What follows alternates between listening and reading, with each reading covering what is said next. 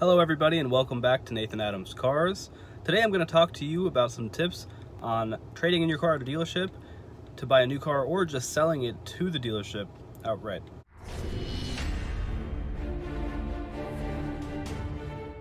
So let's start by going over some of the things a dealership is going to look for when they're appraising your car. So for this example, we have this 2010 Hyundai Tucson.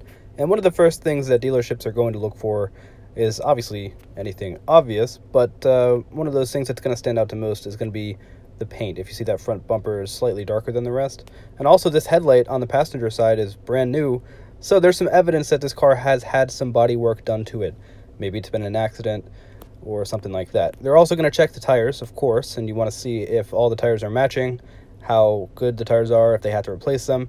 If they have a good set on the front and maybe a different set on the back, but they're both good, they can keep them, and that'll help the value of your car. Here's some more evidence of some mismatched paint. You can see this paint, especially even though it's very dirty, is glossy, whereas this paint up here is not. The person, I went to a body shop, they told me that they didn't do a very good job with the clear coat application there for some reason. But there's more evidence. This car has been in some fender benders in the front and the rear. No frame damage, but dealerships aren't going to like that because, of course, people coming to buy the car aren't going to like it either. So we have to take all of those things into consideration when we're doing the appraisal process ourselves, when we're doing our research, because that's the next step. Now, to do your research, one of my favorite websites is Edmunds.com, but especially the part, this part of the website where you can do the appraisals. It's easiest just to Google it, Edmunds Appraisal, and ignore the ads. Just click the one that says appraise your car.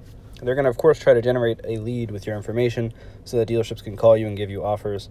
But you don't have to give them any information.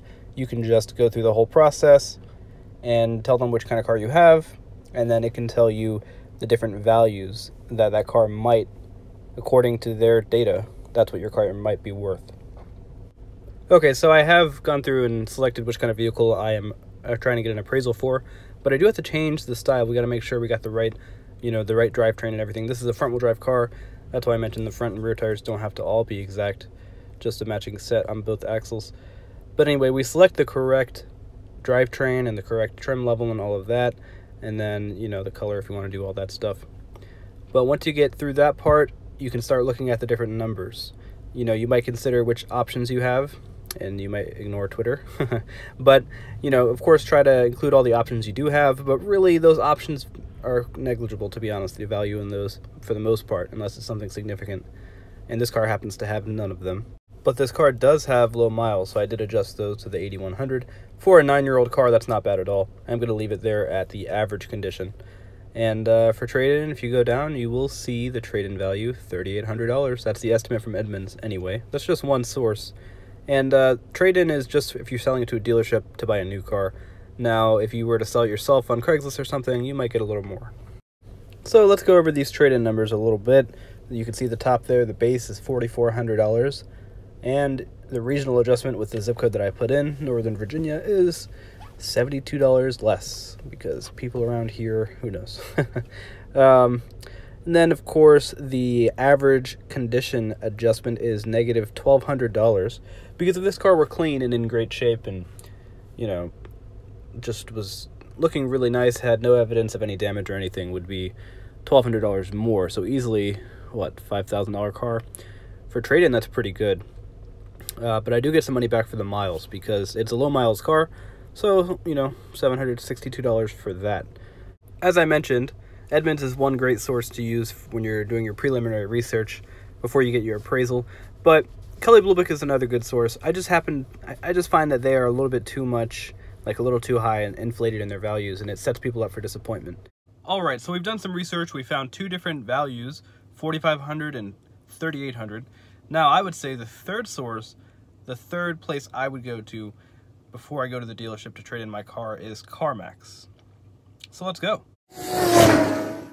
All right, we have arrived at Carmax, and I'm not sure what to expect because I've never actually appraised a car at Carmax, although I've had plenty of customers who did. And I think they, are pretty good at making offers. I think if I were to guess, and I want you to think about what you think this car might be worth, considering the research we've done so far, Edmunds saying 38 and KBB saying 4,500, right? I think they're going to pull up the Carfax, they're going to look at all the different Tucsons in this area, the Hyundai Tucsons 2010 with similar miles, and they're going to come up with a value of about $3,000, maybe $3,500. All right, as you can see, the sun is setting. I'm going to sit down normally and tell you what happened. It's been 40 minutes. I went in there pretty quick. I have to show you the offer in just a moment, but I want to tell you now what the next step would be once you get your offer. This looks like I'm smiling a little bit more now. I'm a little bit happy with the offer I got. But anyway, what you do is you do the research like we did. You get 3 sources. I mean, I just happened to tell you about 3 of them.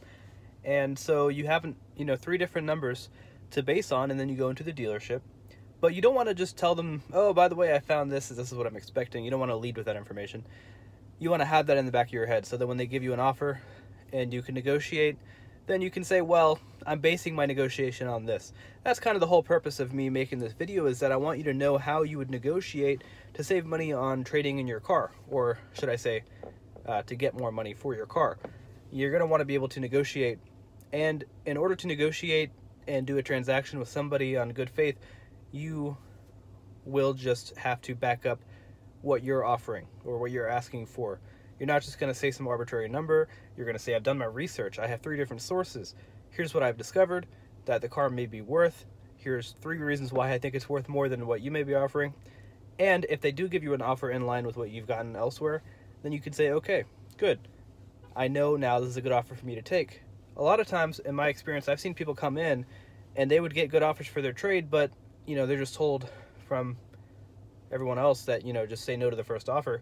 But people could actually be incentivized to get your car. Like this car, for example, is a low miles car. Carmax wants low miles cars because people want to be able to get, it's a unicorn in the market, you could say.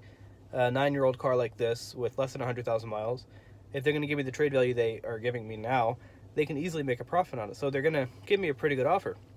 If you know what a good offer is, you can take it confidently. So anyway, let me tell you what the offer is. All right, here it is, $5,000. Why am I so surprised by that? I guess I expected the car to have damage reported on the Carfax.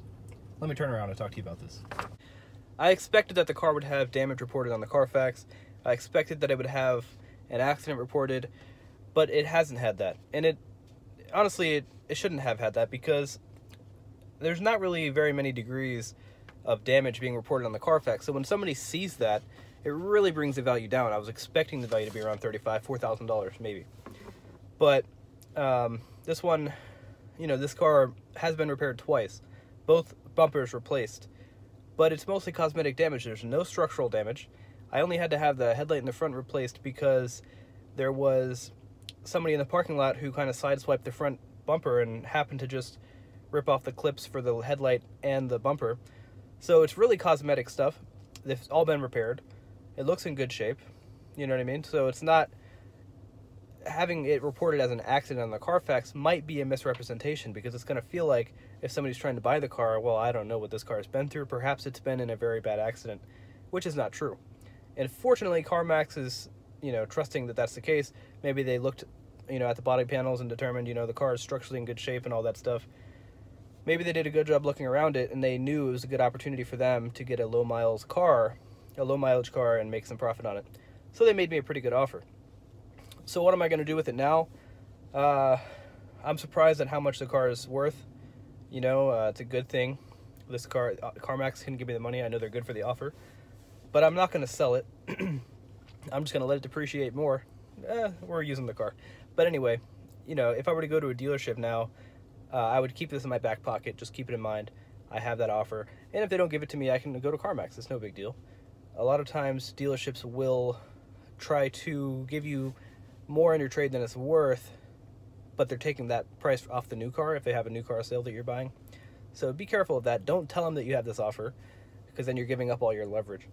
But in my case, with this car, I'm going to keep it. I'm just going to know that it can still be a pretty good value. And anyway, I hope you've enjoyed this video. I hope it's been helpful for you. And good luck with your car shopping process. If you like it, if you're surprised by the car value, if you were not surprised, whatever, let me know in the comments. Thanks again for watching. I'll see you next time.